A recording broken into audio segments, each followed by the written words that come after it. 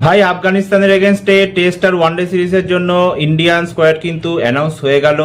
এবং এই স্কোয়াডটা দেখে আমি ভাই একটাই জিনিস বুঝতে পারলাম যে যদি তুমি ইন্ডিয়ান ক্যাপ্টেনের আইপিএল দলে খেলো তাহলে তুমি অটোমেটিক ইন্ডিয়ান টিমে জায়গা পেয়ে যাবে। যদি তুমি ডোমেস্টিকে পারফর্ম নাও করো বা ইন্ডিয়ার হয়ে পারফর্ম না করতে পারো তাহলেও তুমি অনায়াসে জায়গা পেয়ে যাবে।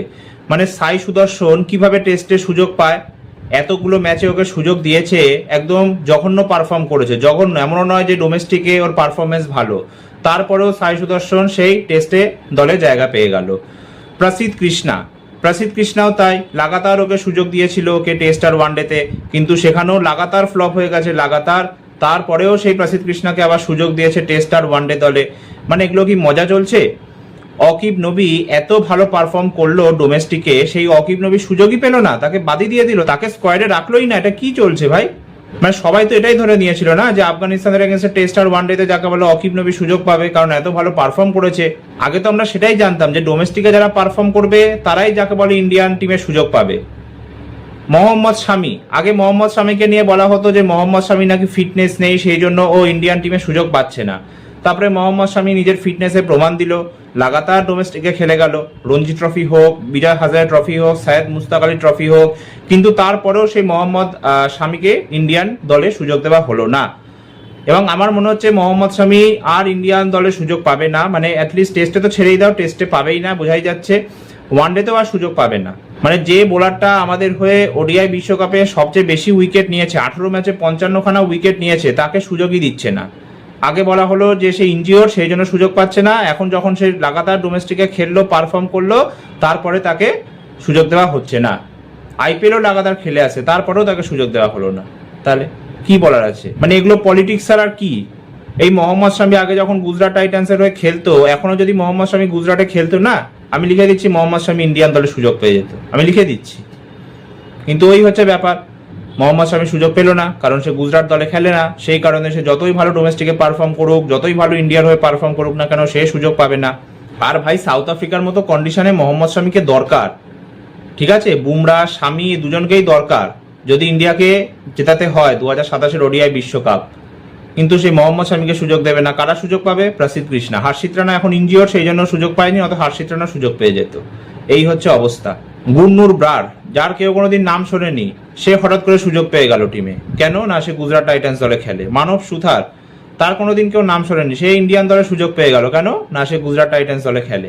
মানে এগুলো কি মজা চলছে? হ্যাঁ, আকশা প্যাটেলকে নিল না, জানি না ওকে রেস্ট দিয়েছে কিনা, আশা করি যেন রেস্টই হয় এটা, আর পরে যেন ইন্ডিয়ান দলের সুযোগ পায়। রবীন্দ্র জাদেজাকেও টেস্টে সুযোগ দেওয়া হয়নি, ওডিআইতে সুযোগ দেওয়া হয়নি, তাও মানা গেল, ঠিক আছে, কারণ এর আগে যে দুটো ওডিআই সিরিজ খেলেছিল সেখানে একদম পারফর্ম করতে পারেনি, 6 ম্যাচে 1 উইকেট নিয়েছে, ব্যাট হাতেও পারফর্ম করতে পারেনি, তাই ওকে দলে নেয়নি। ওয়াশিংটন সুন্দরকে নিয়েছে, ঠিক আছে, ওয়াশিংটন চলো তাও মোটামুটি পারফর্ম করেছে। আচ্ছা, সিরাজকে টেস্টে নিয়েছে আর ওয়ানডে দলে সুযোগ দেয়নি, ওকে রেস্ট দিয়েছে আশা করি। আর এখান থেকে হর্ষ দুবেও টেস্ট আর ওয়ানডে দলে সুযোগ পায়, যদিও হর্ষ দুবের পারফরমেন্স ভালো, আমি দেখেছি ডোমেস্টিকে পারফর্ম করেছে, উইকেটসও নেয় এবং তার সাথে ব্যাটও মোটামুটি করে দিতে পারে। তো হর্ষ দুবের সিলেকশনটা দেখে ভালো লাগলো। তো তারপরে আমি বলবো ভাই যে আফগানিস্তানের এগেনস্টে যেন হালকাভাবে নিচ্ছে, এমনভাবে আমাদের স্কোয়াডটা সাজানো হয়েছে, তা দেখে মনে হলো যে অত্যন্ত হালকাভাবে নিচ্ছে আফগানিস্তান দলকে। এবার ভয় লাগছে এটাই যে আমাদের যা বোলিং আফগানিস্তানের কাছে টেস্ট আর ওয়ানডে সিরিজে আফগানিস্তান না হারিয়ে দেয় আমাদের। এমনিতে টেস্টে আমাদের খারাপ ফর্ম চলছে, তো এমন না হয় যে টেস্টেও আফগানিস্তান আমাদের শেষ ম্যাচ হারিয়ে দিল আর ওয়ানডে সিরিজও হারিয়ে দিল, ঠিক আছে। বাকি কুলদীপকে আমি চেয়েছিলাম যেন রেস্ট দেওয়া হোক, কারণ লাগাতার খেলে আসছে, পারফর্মও করতে পারছে না লম্বা সময় ধরে, কিন্তু কুলদীপকে নেওয়া হয়েছে। তো আশা করি কুলদীপ যেন সেই পুরনো ফর্মে আসে, অনেকদিন ধরে কুলদীপকে আমরা ফর্মে দেখছি না। আর বাকি ভাই দেখো, শুভমান গিল তো দুটো ফরম্যাটেই ক্যাপ্টেন রয়েছে, যদিও এই কথা শুনেছিলাম যে শুভমান গিলকে নাকি রেস্ট দেওয়া হতে পারে টেস্ট থেকে, কারণ লাগাতারও খেলে আসছে, সেই কারণে কিন্তু দেখে ভালো লাগলো শুভমান গিল খেলছে। এছাড়া কেএল রাহুল, জয়সওয়াল, তারপরে তোমার ঋষভ পান্থ, এরাও রয়েছে টেস্ট দলে। নীতিশ কুমার রেড্ডি রয়েছে। আচ্ছা, দেবদত্ত পারিক্কালকে নেওয়া হয়েছে এবং ও পারফর্ম করেছে, তো নেওয়া হয়েছে, ওকে দেখে ভালো লাগলো।